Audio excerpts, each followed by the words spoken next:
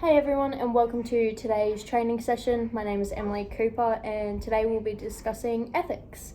So let's get started. So an important act to us is the Public Sector Ethics Act in Queensland. So it ensures public sector employees are responsive to the community it serves. Now, you might be asking how this applies to us specifically, and the answer to that is that it promotes a spirit of service for the community, and it takes measures to ensure the public sector runs effectively and fairly for everyone. Another act that applies to us is the Public Sector Ethics Act 1994 Queensland. So this specific legislation outlines the basic principles of public sector ethics. Again, you might be wondering how this applies to us specifically, and the reason for that is that it outlines the four main principles that guide people to act ethically. These principles include integrity and impartiality, promoting the public good, commitment to the system of government, and accountability and transparency, which we all need to act in able to achieve this legislation. Another important act for us is the Information Privacy Act of 2009 in Queensland, and it protects the privacy of an individual by prohibiting information to be shared to third parties with the intent to be unethical. So how does this apply to us specifically? This act determines the protocols we must follow to ensure confidentiality is held and the steps that need to be taken in order for any information to be disclosed without breaking the law. Now, the Anti-Discrimination Act 1991 Queensland, it promotes equality and opportunity for all diverse backgrounds and prevents unfair discriminatory treatment in matters such as education and employment. Now, how does this apply to us? It describes what discrimination is and how discriminating against someone for features like their age, gender, race, families, or any type of background can be subject to punishment. This legislation creates a fair working environment where everyone is treated equally and have access to similar opportunities, regardless of features that they cannot control. Now, the Human Rights Act of 2019 Queensland is also really important for us, given that all of us are obviously human and we are all entitled to the same human rights. So the Human Rights Act of 2019 is used to promote human rights and describes the rights that every human is entitled to, including the right to life and the right to education. So how does this apply to us? This act describes human rights we all are and we all have to understand the basic human rights we are entitled to. It also assists companies to fulfill a human's rights within the workplace. Now, the right to information is the right for a member of the public to access documents. In order to access public service records, a person must follow the rules set out in the Public Records Service Act 2002 Queensland. This legislation states that a person may apply to the archivist for access to a public record. This is the only way we can obtain this information. If it is obtained any other way, it is considered unethical and breaks this legislation, which is then considered illegal. So examples of public service records overall is a record made by or used by a public authority. A second one is a ministerial record, and a third is a record of an assistant minister. So moving on from that, we have an internal reporting process. So unfortunately, despite the legislation we have in place to encourage ethical behaviour, it's not always the case. To encourage people to report unethical conduct, we have an internal reporting process to anonymously report this. This can be done by organising a private meeting with your supervisor or anonymously filling out a written complaint. To eliminate the fear of retaliation, the reporting process is kept completely anonymous and confidential. This helps ensure employees have the freedom of speech without the fear of being persecuted or punishment. So this helps as well, making sure that people are acting ethically, because people will report it knowing that the information is kept very private and not shared with anyone who doesn't need to know this information. So moving on from that, within the workplace, conflict of interest can occur, and it is extremely important to avoid these, as they often lead to unethical acts and prevents us from performing our duties in a fair manner.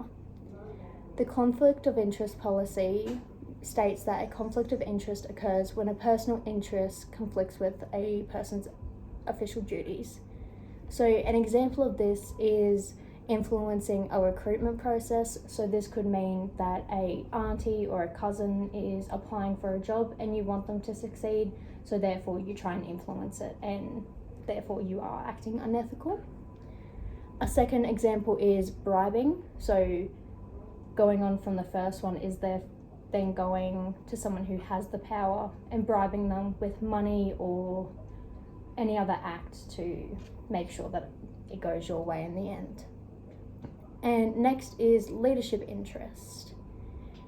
So declaring an interest such as a friend or relative must be in accordance with Section 88 and 182 of the Public Sector Act 2022 in Queensland. So this helps avoid the conflict of interest in its entirety, making sure that everyone's conflict of interest is listed to prevent things like this from happening as often as what they were. So next up we have the Queensland Government Inclusion and Diversity Policy. The vision of the Queensland Government is for the Queensland public sector to make everyone feel safe, respected and included without any prejudice. The Queensland's Government Inclusion Strategy has been encouraging inclusion and diversity through emerging trends such as leadership employee-led, respecting the whole person, well-being and inviting and respecting contribution. So what these mean is respecting the whole person is recognition that there are a range of perspectives and ideas from different people, and encouraging that these ideas allow a diverse workplace and make our community stronger as a whole. Mm-hmm. Inviting and respecting contributions is allowing people to speak freely and allowing people to openly communicate their ideas in a safe and welcoming environment, which also follows with the respecting the whole person, but that's just in more depth. Next up we have well-being. So a person's well-being and their feeling of belonging are linked together. Well-being should be expanded on beyond an individual's well-being and also consider the overall health of an organisation. So this means that recognising that everyone has individual well-beings and different needs of what they actually need to help them, but also recognising that an organisation may need something overall. Next up we have leadership and employee-led. So a working environment considers the diverse voices from every employer regardless of their position within the workplace. So with all that ethical values and legislation in mind, can you think of any ethical values that we can use within the workplace more often to strive towards ethical behaviour? Well, one of them would be respect, treating all customers and workers the same, with the same level of respect. Integrity, acting independently and in the interest of others. Transparency, allowing the workplace to run efficiently and help others understand everyone's important role to achieve this goal. Maybe accountability, understanding their actions have consequences and to be prepared to face them and learn from their mistakes. Yeah. And